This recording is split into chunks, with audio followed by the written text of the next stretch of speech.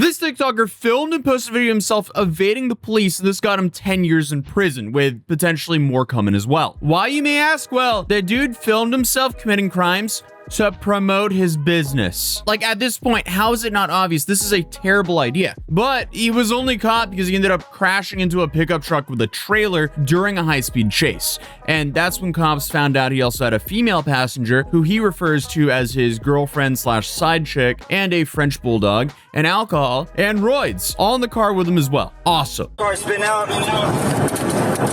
He regained control. He's still westbound on I-10. There's gonna be a Dodge pickup, gray in color, hauling a U-Haul that he struck from behind. All right, we're coming to a stop. We're coming up to a stop. Phone stop. Phone stop. Get out the car! Get out the car! Get out the car! Get out the car!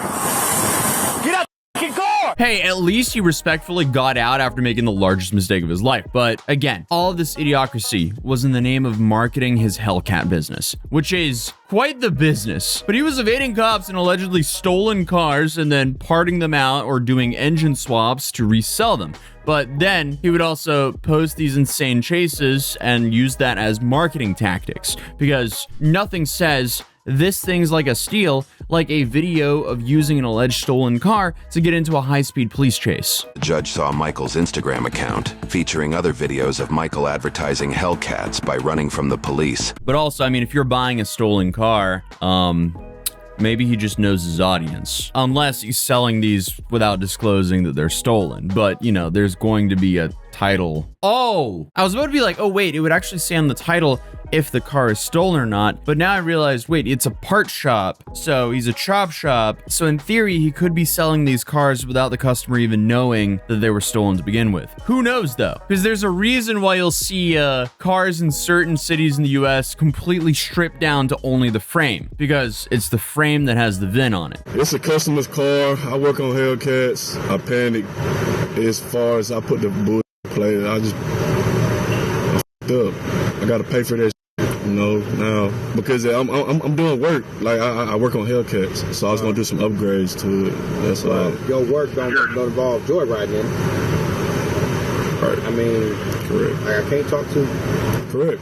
You're right. Yeah, I mean, this is just another case of someone losing all common sense when social media is involved. Like, so many people believe they're invincible and above the law for some reason. And honestly, well, actually, some certain large creators do come across as a little bit above the law. But as far as being able to survive high-speed car crashes, no amount of followers or sales can prevent or undo something like that. And just because you post something illegal and get away with it once, doesn't mean it's just like a full-on open season to double down and endanger innocent people so you have more cool posts for your Instagram. But hey, I guess we gotta promote the Hellcat Chop Shop some way. It's probably safe to assume that police start monitoring these accounts almost immediately and gather evidence until, you know, they can get the creator with something big. Maybe in the same way where stores track people until they steal over a certain dollar amount so they can actually hit them with a serious charge. But either way, people are naive thinking that they'll get away with this stuff forever. Plus, Hellcat Mike didn't actually get away with it after all, because not only did he crash into a truck and trailer,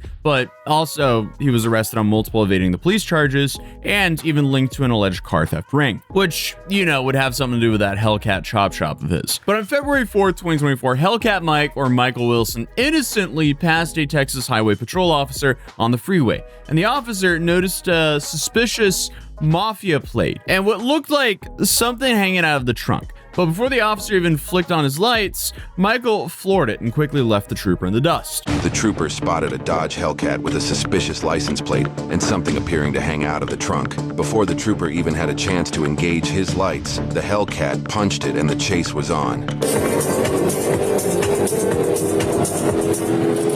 216, The chase went on for over 4 minutes at 100 miles an hour speeds, with heavy traffic trying to move over for the cop. But as you can imagine, no one's aware that they need to move over for Michael as he weaves between and overtakes people. And obviously, it's one thing to race cars and endanger your own life, but speeding, racing, and evading police on a public road is so incredibly dangerous and it puts everyone at risk. Take that to the track. But clearly, Hellcat Mike here wanted to take his boat for a joyride and weave in and out of traffic like he was sailing the open seas.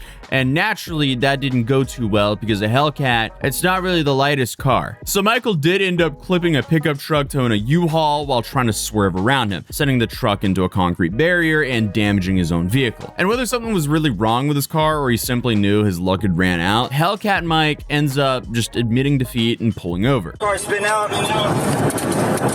He regained control. He's still westbound on 19.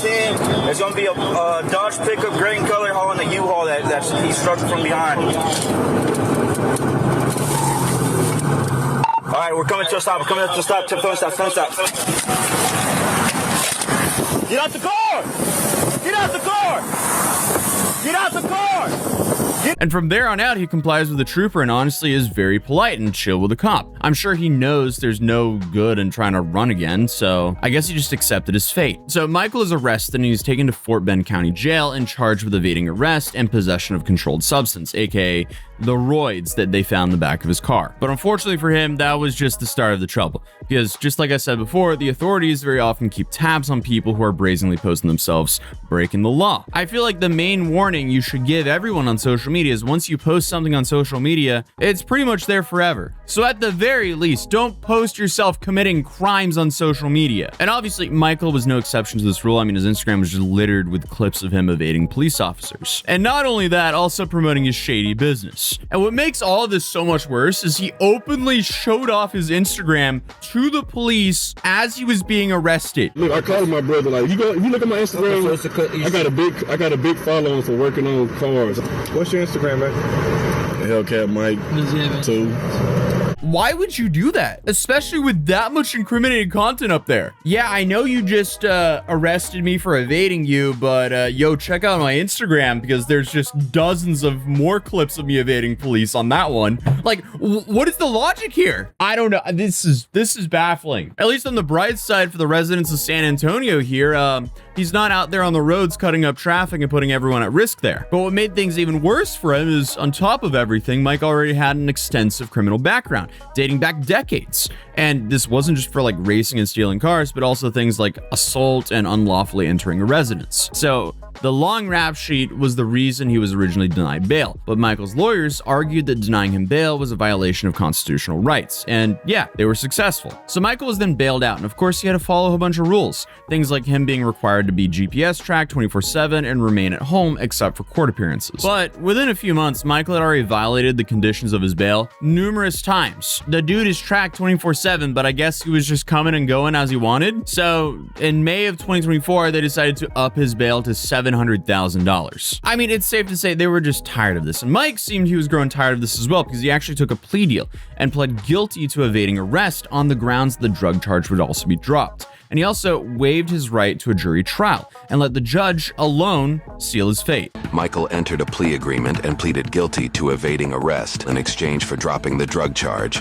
Michael waived his right for his sentence to be decided by a jury and instead opted for the judge to decide his fate. And I don't think that was a good strategic move at all, especially when you think about his terrible social media presence. So when you take his social media presence and you combine it with his criminal background, obviously no judge is going to go light on that. And naturally, they didn't. So Michael Hellcat Wilson was finally sentenced to 10 years in prison. Hellcat Mike, as he was called, was sentenced to 10 years after crashing during a high-speed chase. This kind of stunt is part of a new trend criminals are using to promote their businesses. Which is just like the biggest warning ever to everyone. Number one, just don't commit crimes, but if you're committing crimes, definitely do not film them and post them to social media. But unfortunately, it gets worse because there was a warrant that was issued in Bexar County for Michael to come stand trial for being involved in some alleged organized criminal activity. Remember his chop shop that we were talking about earlier? Allegedly, as it sounded like, it might have not been all that legit. So allegedly,